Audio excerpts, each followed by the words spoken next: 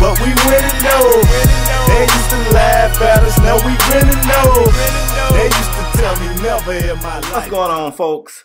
Welcome to another exciting episode of Strong Arm Sports. It has been a crazy sports week since the last time we was able to chat with you guys, so we got a lot to talk about, man. I'm KSpadeTheProspect. I'm your boy LaParis57, and together we form Strong Arm Sports. Spade, with everything that happened this week with the trade deadline, NFL Combine, can I kick it off? Hey, it's a lot, man. Good luck. All right, let me kick it off. I want to start with the NBA trade deadline. A lot of people was on the move. 37 to 40 people were on the move this week. Let's start off with the Miami Heat moves. They ended up getting Goran Dragic from the Phoenix Suns. Spade, what do you think about your boys making that move? How you feeling about that? Huge. That, you know what? I don't want to jump ahead in the program, but until I saw what another team in the West did, I was instantly saying the Miami Heat was winners for this, this crazy day of trades. That's big for them. That gives them a ball handler, a facilitator, and a scorer all in one. That was big. But they let your boy Norris Cole go. You was one of the people that like Norris Cole there. You always said that you like Cole better than Chalmers. I do, or I did. But I mean, let's face it. Norris Cole got tremendous upside, and who knows where his career could go. He's only been in the league 3 seasons. Yeah. But Dragic is a great player, man, and I feel like he's more consistent of a scorer than Norris Cole is right now, and I feel like he can help the Heat now. The Heat got some older players, man. You look at D-Wade, you look at Bosh. They can't really plan for 5-10 years in the future. They need to be trying to get right now, and I feel like this move right here helps them instantly. I mean, I agree with you. When I heard this news, I was like, whoa, people better watch out for the Heat. Until we heard the terrible news about Chris Bosh, before that happened, I was like, wow, like they might be ready for prime time now. If a healthy Wade, a healthy Bosh, a young Whiteside who's playing amazing with Dragic, I mean, the Heat could be a problem. And, it's looking like everything, might work out for Chris Bosh. He's out for this season, but next year, the Heat could definitely be a problem if they're able to keep Goran Dragic. So we got to keep an eye on that. Yeah, man. And we want to see, I definitely want to say we want to see Chris Bosh get better. Yeah. Not just as a sports fan. Not get better so he can get back to playing basketball. Get better. Because we just saw a great NBA player lose his life to a blood clot. You know what I'm saying? Jerome Kersey, rest in peace. So Bosh, get better, man. Get better first, and then, come help our Heat later, man. Definitely. OKC, Spade. OKC made some moves. They made more moves. They was moving earlier in the year when they got waiters and all that, but now they made more moves. OKC ended up with Augustine. They traded Reggie Jackson, ended up with Augustine, Kyle Singler, Enes Kanter, and who was one more guy they ended up getting?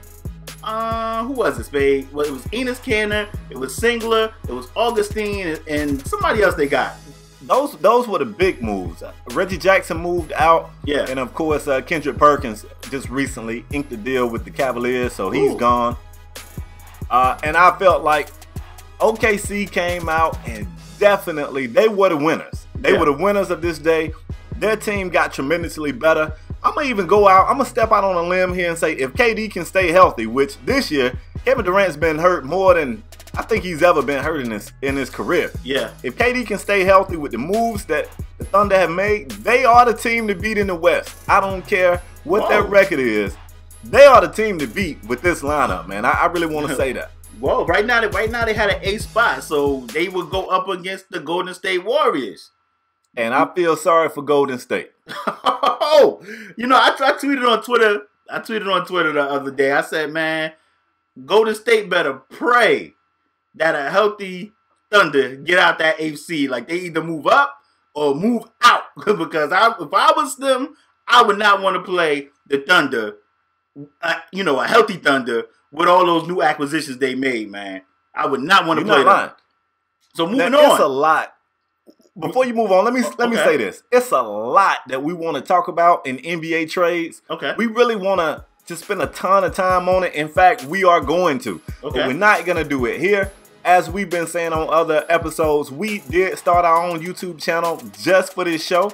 And it's kind of slow getting people over there to see what we're talking about. So what we're going to start to do is we're going to put an episode on Full House every Sunday. We're going to put an episode on our channel every Wednesday. But to get this thing kicked off, we're going to put an episode on both channels Sunday. So I'll put a link in the description. I might even put an annotation right about here where I'm doing my fingers. You know, and you guys can click and go over there right now and check us out talking about NBA trades. But go ahead. We got some other stuff. Yeah, we got some more. So the Pistons made some moves. I said they got Reggie Jackson. You know, Reggie Jackson over the All-Star break, he had on a hat, a fitted cap that actually said Detroit basketball, like Detroit bad boys. Right. He ended up, getting traded there. It's crazy. But, Detroit, once they made the move, letting go Josh Smith, they've been playing pretty well. They do need some point guard help because Brandon Jennings went down, and I think Reggie Jackson could be that answer. Reggie, a lot of, I'm doing the quote fingers here, NBA experts saying that Reggie Jackson has superstar potential. Not my words, so before y'all be like, we don't know sports. The NBA experts said that Reggie Jackson has superstar potential. So if he even close to anything like that, I mean, that is definitely a problem for people going against Detroit in the East. Yep. I mean, you got Drummond, who's number 2 in the league in rebounds. And then you bring in, when Brandon Jennings went down, whether you like Brandon Jennings or not, he can be a little errant sometimes with his jump shot. But whether you like him or not, you can't deny the fact that he keeps defenses on their heels. He will attack. He can score. He can score off the drive or he can shoot. Yeah. And when he went down, I felt like it hurt Detroit. Detroit was doing really good after Josh Smith got out their way. They was doing really good. And then his Achilles injury hurt him big time. So you bring Reggie Jackson in here, who's a guy who wants to play, who did a lot for OKC. He did. When their superstars were hurt. He did a lot for them. Yeah. He's been wanting to play. And I think this could be a great move for Detroit to help keep them in that 8 that can get them into the playoffs in the East. Yeah, man. I agree. Bro, I got one I want to talk about. Okay. I really need help with this. I'm serious. I'm listening. What the hell is Philadelphia doing? What are the 76ers doing? I don't get it. It's like they want to start 4 or 5 power forwards and centers. They think this is NBA 2K at the park or something. Why are they getting rid of all? I don't understand it. Michael Carter Williams was just shipped out of there. He's a former Rookie of the Year. What's going on, bro? Listen, man. And first of all, I don't know what Philly's doing. Like, and people are tweeting saying stick to the plan. And what's the plan? What plan? Let us know the plan. The plan must be to lose. Because, man, first of all, they drafted Noel, who sat out that year. He's playing well. They drafted Embiid, who's out this entire year. Then they go trade for JaVale McGee. What are they doing? Not only did they trade Michael Carter Williams, but let me tell you who else they traded. Prior to that, they traded Drew Holiday. Like, Drew Holiday was an all-star guard for Philadelphia, and they traded him out of there too, like a couple of years ago. So what are you doing, Philly? What's your plan? I understand you guys are getting all these draft picks and, you're trying to build through the draft, but you guys are drafting people that's not even playing for you. What's the plan, Philly? Injured people.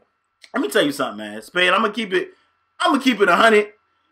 If anybody pay to go to a Sixers game and it ain't free, the Sixers games need to be free. For real. Like, I'm not even playing. If anybody pay to go see the Sixers, they should be slapped. I'm serious. I would not give those guys a dime with the product that they putting on the court. I wouldn't go that far. You got some people who live in the area who's just fans of the sport. They fans of basketball. I'm all right with them. I'm not all right with Embiid on Twitter saying, relax, Philly fans, stick to the process. Joel, you ain't played one game this season. You don't know what the damn process is. You just as confused as we are. Even if they got a plan, they ain't telling you. You ain't even on the floor. What are you talking about? You should be concerned. You might be the next person shipped out of there. You need to be watching your back. While you telling us to stay calm, you should be worried. Spade, my problem with that is if I'm a fan, if I lived in Philly and I was a fan of basketball, to me, I don't want to say none of these guys are trying. But Michael Carter Williams was one of the few guys. Now, he have been a little injury prone, but when he's on that court, he's giving his all. Like, he's basically their best player. How do you trade that guy? And, like, for nothing. Like, you traded him for nothing. Like, nothing in return. Like, I wouldn't spend a cent, bro. That's me. I would not spend a cent to go see those guys at all. Man, I feel bad. Confused. I feel you're confused. I feel bad for Philly fans, man. If you're a Sixer fan, you in my prayers because I have no clue what they doing over there in Philly, man, at all. Good luck. Good luck, guys. Moving on.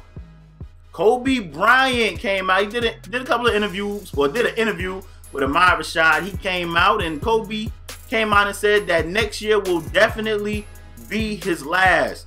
So how do you feel about that, Spade? I know, Kobe Bryant is a hot topic. He said it's great. I think it's great. And before the Kobe fans get mad with me, let me explain why I think it's great. Okay. For one, Kobe is still a competitor. He's still putting up good numbers, and he still looks good. That's how you want to go out. Okay. Don't stay around till everybody's begging you to leave. Don't be Kevin Garnett.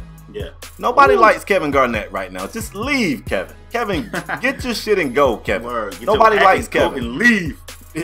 And throw your shoes on the power line for good. Yeah. Another reason why I like it, when you go out this early and say, next season, which you guys know is the last season in Kobe's current contract where he's getting broken off. Mm-hmm. He said, this is definitely going to be my last year. That gives the Lakers enough heads up that they can go ahead and start planning. They can go ahead and start thinking about free agency moves or drafting positions or whatnot. I agree. I hate when players are so indecisive that at the last minute they still like, well, I don't know. I want to talk to my family. I really like to look at the Mayan calendar. Then the team don't know. And then you end up sticking that team where they could have drafted somebody to replace you. They could have prepared for the future and you hurt them. So by coming out saying, yo, next season is my last season, the Lakers can go, cool. We need to start making some moves to be able to move into the future. So I like that. Kobe's a great player. He's had an amazing career. And I say go out, Kobe, like the Kobe we know. You know what I'm saying? Yeah. And he's at risk of already not being that Kobe we know. Kobe was building some brick houses out there. Some brick. All right, y'all get it. But yeah. I like this. I like this. Well, me personally on Kobe, I think I agree with you 100%. I think it's smart for him to say it. So now, like you said, the Lakers can start building for the future. But maybe they can draft a guard coming up in this upcoming draft or get a young free agent, potentially, that Kobe could probably groom. Like, he could watch Kobe for a year and see what's going on, you know what I mean? Kobe could give him some pointers. And maybe, you know what I mean? Maybe that guy. Kobe ain't giving no damn pointers, and you know it. You don't think so? Hell no. Kobe? Yeah, Kobe man. ain't grooming nobody, man. Why not? So you saying Kobe Bryant is Brett Favre. He don't want Aaron Rodgers to get no shine. I ain't gonna say that, but he ain't grooming nobody. They better learn what they can learn from watching from the sideline. That's all Kobe teaching. Kobe ain't grooming nobody, man. I don't know, man. I want to say Kobe might groom a young guy, man. I hope you groom him, Kobe. Get Wayne Ellington and them and groom him. Moving on, Spade. Moving on. All right, so check this out, folks. As you guys know, the NFL Combine is going down this weekend. That's right. This is a big deal. You take all these big-brained, analytical people, and they take a day or a weekend, and they look at people, and they evaluate them over the sometimes 2, 3, 4 years body of work that they've already, you know what I'm saying, amassed. For a lot of NFL execs, this is the biggest weekend for them. A lot of stars come out of this event, and it's a lot of busts that come out of this event. So with that being said, man, one of the biggest things going on this weekend, people wanted to know how the two, I say the two as though there's only two, but the two quarterbacks would look. Because we're still a couple of months away from the draft, and everybody want to know, can something happen in that time to make Mariota pass Jameis Winston as the projected #1 pick? And both guys look amazing throwing the football, wouldn't you say? I would say so. I mean, Jameis looked impressive. Mariota looked impressive. You know, I want to say a lot of people didn't expect them to throw. You know, Mariota was a little iffy. Jameis was a little iffy. They didn't come out and say they was going to throw, I think, until late last night or early this morning. But they decided to throw. They both look sharp. You know, the experts, I'm doing the quote fingers here, the experts said that these guys went out there and made NFL throws. And I mean, not only to, you know, because some people could throw short but not deep. They said that these guys did amazing. They threw deep well. They threw short well. They threw intermediate well. They threw to the sidelines well. And I want to say, things may be looking up for the future of quarterbacks in the NFL. But my question to you, Spade, is Mariota blazing faster, way more faster than Jameis. I think he ran a 4.5 something, and Jameis was a little slower. But I want to know, do you think that was a factor? Because a lot of people were tweeting me talking about, Mariota left Jameis in the dust. How do you feel about that? Quarterback running the 40. I don't think that has any bearing on their draft position at all because, I mean, I hate to do this, but if you look at it, the quarterbacks that just run super fast, that's not always best for them when it comes to staying healthy. Okay. Because the guys that can run fast, they tend to rely on their athletic ability and they'll take off running. As we know, the NFL is the place where you can find defensive linemen and linebackers just as fast. Jadeveon Clowney, if I'm not mistaken, I think he ran a faster 40 last year than Mariota ran this year. Yeah. So all that speed ain't going to do nothing but get you jacked up out here. It was one quote in particular that I heard that I was shocked. They said that, and I wish I knew who said it exactly. I've been crunching so many numbers. I don't remember the name, but one of the guys said that Winston looked good throwing the ball short. He looked good throwing the ball medium, but he looked exceptional throwing the ball deep. So if I'm an NFL team, do I want a guy who can run the 40 fast or a guy who can look exceptional throwing the ball deep? I think I want my quarterback to throw. And the thing about Jameis, he's never been fast. Yeah. But he knows he's elusive. And that even sounds wrong because he's not the quick guy at all. But he can move the ball and he can pick up yards when he needs to. We've seen him do it a lot. So I don't feel like that hurt Winston at all. I think it may have helped Mariota, but I don't think it hurt Winston at all. I agree with you 100%. Ready to move on? Yeah, man. Well, what I want to talk about, it might not be a big deal, might be a big deal, but Todd Gurley was at the combine and he decided to not have his knee looked at the combine. A lot of teams were saying, they wanted to see his knee. They wanted to see if it was surgically repaired correctly. He went to the doctor, Dr. James Andrews. He's one of the best to ever do it. And he didn't have his knee looked at the combine. Spade, is this a big deal or are we overreacting? I don't know, bro. I'm going to be honest. If I'm an NFL exec, a kid just had his knee repaired in November. Yeah. And, here we are in February. I don't expect it to be 100%, but if I want to scope his knee and see what it looks like, and he refuses me to scope his knee, I don't know. I mean, if I'm going to buy a house and I can't look on the inside, I don't know if I want to buy it. Now, I hate to compare these guys, but I saw Willis McGahee have one of the ugliest knee injuries I ever saw before in my life in the national championship game. Yeah. Last game of the season for anybody. Awful. I think he tore all 3 interior crucial ligaments in his knee. Yeah. This guy who, by way of his agent, but this guy did a press conference to show off him running, to show off him exercising. He was doing leg presses on a machine designed for both of your legs with one leg with his surgically repaired knee. And that made him the #1 running back drafted that year by the Buffalo Bills. So that's a guy confident. He's confident in his surgery and his rehab, and he wants to show it off. So to me, Todd Gurley not wanting to have his knee scoped, to me, it smells like unconfidence. And I don't know about that. That's just how I feel about it. What about you? I mean, I was thinking, like, do we have something to hide? I mean, why even come to the combine? Right. When you at the combine, they're going to do MRIs, they're going to do knee scopes, they going to check everything. They're going to check everything. So why even come? But you knew they was going to they was going to want to look at your knee, and then you come to the combine anyway. And the report is that he will let people look at his knee closer to the draft. Well, what if they don't want to draft you now because you didn't show it? I mean, it's kind of funny. It's a funny issue, man. And I like Todd Gurley. I just don't think that was smart. I would have rather you just not come to the combine and just do it at your pro day or something. I mean, well, here's why I think it won't completely kill him. Okay, it might not kill him though, because the draft is still a couple of months away. So whereas he might get pushed down on the board for some of these teams. Yeah. Let's say, for instance, Tennessee. And I don't know what they're looking at. But let's say Tennessee's got interest in Gurley. Okay. He goes, you can't scope my knee. They go, whoa.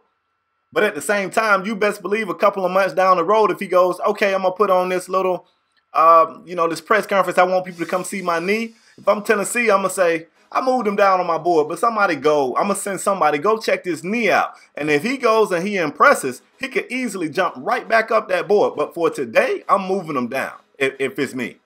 So he's down on your board right now. He's down on my board, absolutely. Yeah. Melvin Gordon's out there too. Yeah, he's down. Yeah, it's a lot. Duke Johnson. I mean, the list goes on and on. Exactly. And some other. I mean, Amir Abdullah. It's a few guys now. That's why I just think maybe he should have been like, I'm not coming to the combine. I mean, I just don't understand why he would be there. And he knew they was going to look at that. You got injured last year. You knew they was going to want to see your knee. I don't get it. I don't have all the answers, Sway. But me neither, bro. Let's move moving forward, on, man. Let's talk about something that we don't talk about often on this show, man. Let's get into the ring. Let's talk boxing, man. Okay. After 5 or 6 years of boxing fans begging for it, finally, Floyd Mayweather Jr. and Manny Pacquiao have inked a deal, and they're gonna fight. Not only are they gonna fight, they're gonna fight this year. They're fighting in May. Is this good news? Well, Spade, I'm pointing to my shirt right now, and it say cheeks. It's cheeks. Man, first of all, it's cheeks, bruh. First of all, this fight should have been happening. I'm so frustrated with boxing right now, Spade. Like, seriously. First of all, Mayweather and Pacquiao, both their pay-per-view numbers over the past couple of fights have been down. They down. Nobody want to see these guys fight. Now, Mayweather and Pacquiao was the draw. We always wanted to see these guys fight for years. Now, all of a sudden, Mayweather, who pretty much strong-armed the negotiations because it's a 60-40 split. I think Mayweather taking money at the gate. He taking pay-per-view numbers. Showtime pretty much running everything. So Mayweather pretty much strong. Like, man, he got to do the drug test, I think, if I'm correct. He got a Mayweather strong-armed that negotiations. But are we still excited for this fight? Me, personally, I'm not buying it. Hopefully you buying it because I'm on the way. Because I'm not excited. I'm sorry, I'm not excited for this fight, man. I'm not. Well, and I'm torn.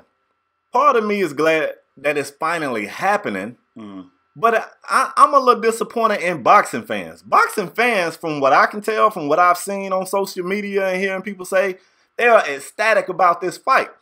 And you and I spoke, off camera, and you were saying this is just a sign of just how far boxing has fallen. It is down. This guy, Floyd, is 38 years old. He's always been known for his speed. He's not as fast as he used to be. I heard Tony Atlas say something that I'm going to actually agree with here. Manny, once upon a time, Manny was the only fighter we've seen move up through weight classes. We see fighters move up through weight classes all the time. Yeah. But they lose their punching power. You can pack on this artificial weight, and I say it's artificial weight because that's not the weight you walk around at. You pack on this artificial weight, and then you can't really knock people out because you're not really that size. It's artificial. But Manny was moving up, and he still was knocking fools out left and right. Yeah. Well, Floyd kind of put the light on him. He put the spotlight on him and started suggesting that Manny might be using PEDs. He wanted Manny to take the blood test. Manny said no. Everything went crazy. Next thing you know, Manny came back after some time and said, okay, now I'm willing to do the blood test. But you know what? Manny didn't look the same anymore. Yeah. He wasn't as big. So was he on PEDs? We don't know. But he's not nearly as powerful anymore. He's not knocking people out. He doesn't look as big as he used to look. And then in one of his recent fights, he went night-night. So on top of all of that, Manny is also rumored to have some finance issues. He's got some tax problems. Man, this is just two washed up fighters. And that's unfair to say because Floyd is far from washed up. But from their prime, neither of these fighters are in their prime. It's two guys like, you know what, man? It's hard out here for a pimp. Let's go ahead and get this fight, man. Let's get each other some bread. Showtime is coming to Floyd Mayweather like, Floyd, look, you owe us a few more fights. And those last two pay-per-view numbers, we can't put new rims on our Bentleys. Word. You know what I'm saying? The numbers are everybody I know. Like, who you got in this fight this weekend? You getting it? No, me neither. You getting it? No, me neither. Nobody's getting it. Nobody's getting the fight. So hopefully, man, it turns out to be a better fight than I expect. I expect Floyd Mayweather to jump in, 1-2, jump out, run around the ring, and just point Manny's old ass to sleep. That's what I expect. Point him to sleep, Spade. He going to point him to sleep. That's what I expect, bro. Let me jump in there, Spade, because this scenario right here reminds me of the movie. I think it was called The Grudge Match with Sylvester Stallone and Al Pacino. No, Robert De Niro. Nah, Robert De Niro. Yeah. Sylvester Stallone and Robert De Niro. It reminds me of that. No, they not as old as those guys. No, but to me, it's like Manny Pacquiao versus Mayweather or bust. Like, what other fighter or fight can these guys have taken to at least? Hell if I know. To at least get the jargon spoken about boxing, because ain't nobody talking about boxing right now. Ain't nobody talking about boxing for a long time. So I think, you know what, bro? What? Yo, I just want to, let me jump in and say this, and I'm going to pass it back to you. In the words of the great philosopher Plies, ain't no more boxing, bitch. What boxing? It ain't no more boxing, bro. It really, go ahead, really isn't, man. And it reminds me of that movie, and I think, Mayweather is an amazing promoter, so I know he's going to put the hype beats out. Mayweather might even stage a fake fight between him and Manny when they doing the weigh-in or something. You know how they do that. You know how they do that. They might mush each other in the face to try and get the promotion up, but I am not. I repeat, I am not excited for this fight. You know what? I want to get you guys' thoughts on Manny Pacquiao versus Mayweather in the comment section down here below. Let me know you guys' thoughts on this fight. I don't know if a lot of you guys are boxing fans, because, we rarely talk about it. Not just us. Everywhere. We rarely talk about boxing. And I want to know. It's cheeks. Yeah, it's cheeks, man. I really want to know, are you guys excited about this fight? Let me know. Spade, we can move on, because I'm all right, man. It's boxing. Let's close it out, man. Let's do our strong arm performers of the week. Okay. I'm going to let you go first, because I'm doing something a little different with mine this week. Okay. I can't wait to see what you got in store. But I'm doing something a little different too. Probably surprising. But I'm going to pick for my strong arm performer, I'm going to pick Chris Bosh. Now, I know a lot of you guys might be like, hold up, Chris Bosh, Chris Bosh is having a little, some issues, and we all want Chris Bosh to get well, and that's why I'm picking him as my strong arm performer of the week, because we all want Chris Bosh. I know a lot of people joke on Chris Bosh and make a lot of jokes, and sometimes it can take a toll on you, but Chris Bosh seems to always take it, with a grain of salt. Like, he always upbeat guy. He always, he make jokes himself. He photobombed with Miami Heat. Seemed to just be enjoying life. And then we had the bad news about him having blood clots in his lungs, and he's out for the season. We definitely want Chris Bosh to get well soon. The Heat will definitely miss you. But aside from basketball, like my man Spade said earlier, we just want you to get healthy for your life, for your wife, for your children. We just want you to get well, Chris Bosh. So for that, you are my strong arm performer of the week. Get well, Chris Bosh. Hey, that's good stuff, bro. You almost got me feeling bad about what I want to do with mine. Oh, maybe you should have went first. Yeah, you went the sentimental route. I wasn't expecting that. Okay. For my strong arm performer of the week, man, I want to go to the NFL. And you guys are like, wait a minute. It's not even the NFL season. Nobody could have performed this week. But somebody did perform this week. Who? And I want to give my strong arm performer of the week to Jameis Winston. Never have I ever seen somebody with the potential to be the #1 pick of the draft be so loose in the media. Yeah. And from time to time, Jameis will give us a great quote. And my favorite quote from this week, and it's been a few, but my favorite one from this week is, a lot of people thought I was fat, but I won't worry about it. I look good. I know it. Like, only Jameis would come out and say that, man. I can't help but like this kid. He just as country as he want to be. Yeah. Alabama, how about a round of applause for y'all kid, man? That's one country-ass kid right there, but I love him. The guy just like playing sports. There's absolutely no telling what's going to come out of his mouth. And some people hate the guy, but I love him because he keeps a smile on my face. So for you just being country Jameis Winston, man, you are my strong arm performer of the week, Jameis. Yeah, man. Love Jameis Winston. Love Jameis Winston. But got to. Spade, if you got anything else, that's the show. Want to close it out? Man, I feel like it was good. I'm ready to get on this trade video that we putting on the Strong Arm Sports YT channel, man. Okay, so, we want you guys to head over there. I'm pretty sure all the information will be down here somewhere, so definitely go check that out. We're not saying peace. We're not saying we out, because we heading right over there, and we're going to pick it up right from there. So for everybody that's new, definitely bang the subscribe button. If you're a regular here, definitely bang that like button. It helps us out. We'll see you guys over there. Till, I guess, part 2, Spade? I guess so. We'll see y'all there, man. I guess to part 2, we'll see y'all.